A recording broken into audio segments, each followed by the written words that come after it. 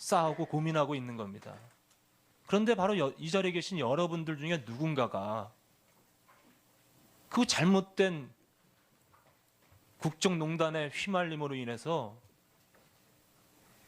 이화인 전체의 명예를 더럽히고 있는 거라고 저는 생각합니다. 그런데 오전 질의를 통해서는 여러분들 중에서도 누구도 책임을 지려 하지 않습니다.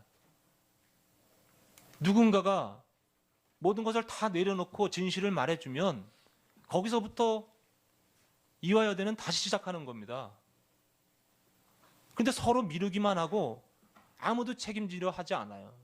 개인이 살궁리만 하는 거죠.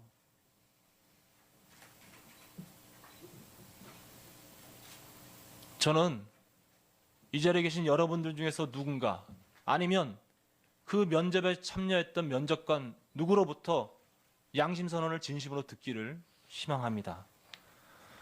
그런 희망을 갖고 또 여러분들께 다시 한번 질문을 드려보겠습니다. 우리 김경숙 증인, 2014년에 정유라가 수시 전형에서 합격할 때 바로 그게 그때서부터 바뀐 전형 방식에 의해서 승마 종목이 포함됐던 거죠? 그렇죠? 승마 종목이 하여튼 그렇죠. 예, 네, 내가 오전에 됐습니다. 그런 취지로 질문을 드렸던 겁니다. 2013년입니다. 2014년이요? 예. 남궁공 입학처장님, 네. 오늘 답변 중에는 이 면접하는 그 장소에 대해서는 딱 선을 긋고 계세요. 그죠? 전혀 어떤 면접에 어떤 영향도 미치지 않았다는 그런 발언을 계속 하셨던 겁니다. 다시 한번 묻겠습니다. 이 면접관들에게 영향을 미칠 만한 행동을 아무것도 한 게 없습니까? 아니, 그런 건 아닙니다. 그런 거 아니라고요? 입학처장으로서 네. 운영에 대한 총체적인 책임이 있기 때문에 제가 그때 처음 처장을 맡아서 운영상의 여건 미숙한 점은 제가 충분히 그 책임감을 느끼고 또 여러 수험생들 죄송하게 생각하지만 운영상의 미숙한 점이라는 부분은 어떤 부분을 말씀하시는 거죠? 그 면접 오리엔테이션에서 벌어진 일은 아니지만 네. 예를 들어서 면접위원 오리엔테이션 하셨죠? 네, 했습니다. 면접위원 오리엔테이션에서 정유라를 유리하게 할 만한 그런 취지의 발언하신 거 있으시죠?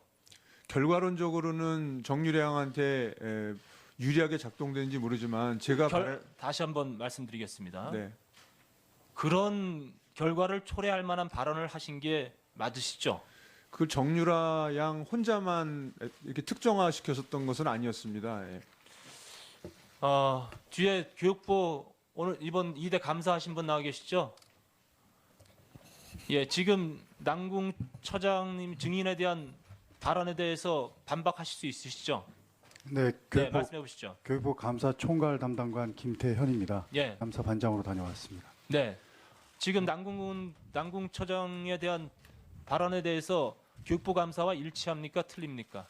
본인은 그렇게 주장을 하시지만 네, 면접위원 5명이 들어가 있었는데 네. 그 면접위원들은 네, 영향을 받았다고들 진술을 하고 있습니다. 그렇죠. 그러니까 면접위원이 영향을 받을 만한 이야기를 분명히 했는데 그 부분에 대해서 인정을 하시지 않는 거예요. 예? 그럼 면접위원님들이 적어도 그러한 상관으로부터 아니면 입학처장으로부터 그저 어떤 언급도 듣지 못했는데 그거는 아무 말도 없는 상태에서 본인들이 영향을 받았다? 그러니까 지금 이 증언대로라면 아무도 영향을 주려 하지 않았는데 또 무슨 우주의 기운이 작용돼 가지고 된 거라고 이렇게 보는 겁니까? 아니잖아요. 그거에 대해서 좀 말씀드리겠습니다. 네. 그 처장이라는 것이 교수님들이 돌아가면서 하는 보직이기 때문에 교수들 사이에서 무슨 상하관계가 형성되어 있는 건 아니고요. 네. 그다음에 입학처장의 본연의 업무가 이런 특기자 전형뿐만 아니라 모든 전형에 면접 오시는 선생님들한테는 그 전형의 취지라든가 여러 가지 특이 사항을 말씀드리게 돼 있었습니다. 그 저기 와중에 제가 남궁 처장님, 네네. 증인, 남궁 증인이던 네. 남궁 증인이 원하지 않았던 바였지만 우리 김경숙 증인의 요청이 있었던 아니면 최경희 총장의 요청이 있었던 저는 분명히 이 부분에 있어서 어떤 의도가 잘못된 의도가 분명히 있었다고 보는 거예요.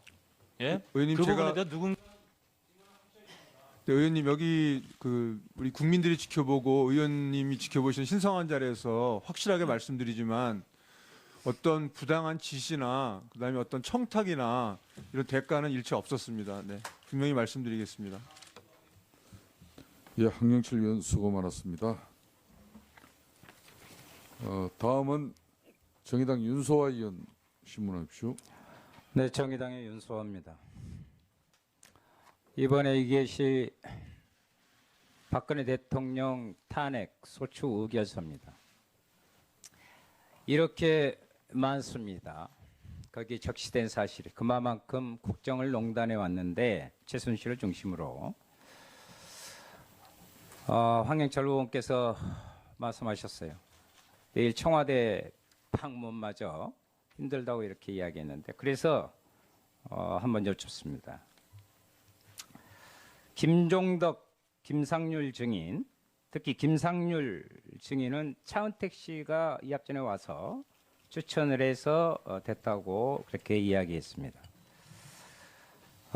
여기에 이 소추 사유 나항에 보면 최순실이 추천하거나 최순실 등을 비호하는 사람들의 명시가 되어 있습니다. 거기에는 차은택, 김종덕, 김상률, 윤전추 등등이 있는데 제가 제보를 받은 바에 의하면 그래서 나온 김에 말씀 듣고 사실 확인을 해야겠습니다. 이 윤전추 제2 부속실 행정관 지금 나오고 있지 않은데 2층이 대통령 집무실이죠. 그리고 1층이 과거에 보면 영부인 집무실은 아니지만 생활관이죠. 청와대 네, 그렇죠? 구조가. 네, 2층이 집무실인 그렇죠? 건 제가 네, 알고 1층이 있습니다. 옛날에는 지금은 이제 필요가 없는데 네. 옛날엔 영부인이 사용하는 공간이 거기에 따른 이 부속실이 옛날에 배치돼 원래는 지금은 이제 또 바뀌었지만 거기에 관저와 거기는 지상으로만 이동하는 게 아니라 다른 경로가 또 있습니다. 그런데 거기에 윤전추 이 부속실 행정관이 트레이너 최순실 트레이너가 상급 행정관으로 가 있었죠.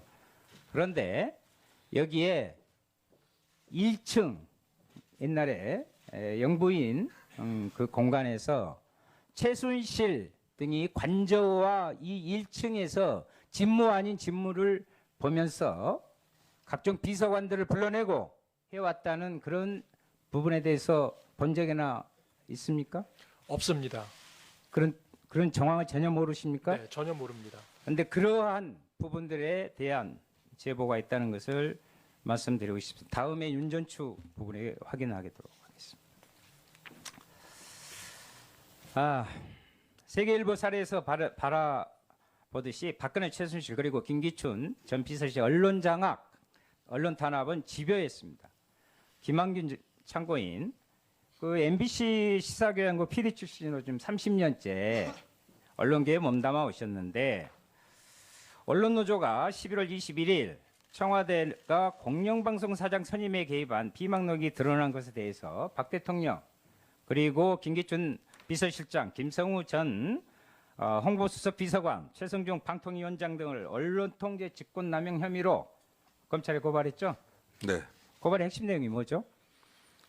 김영한 전 민정수석의 비망록에 나오는 내용입니다만은 2014년 KBS 사장이 바뀌는 과정에서 청와대가 지속적으로 KBS를 감시, 사찰이라는 표현이 어떨지 모르겠습니다만은 그런 기록을 해옵니다.